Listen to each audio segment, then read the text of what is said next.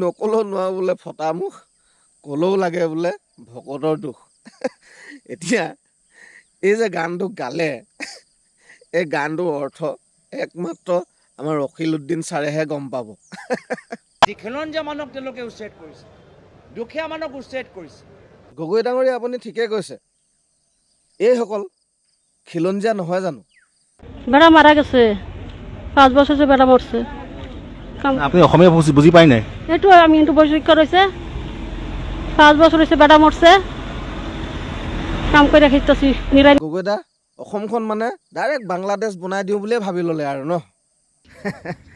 এই আদাক দেখি উঠিল গা, দুই গগৈক দেখি লুৰিনে ক'লে এইবাৰ মোকো চা।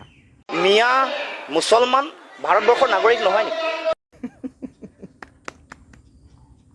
খতম, গোটেইকেইটা অসমখন শেষ কৰিব ল'লে আৰু। কি যে ক'ম আৰু দেই।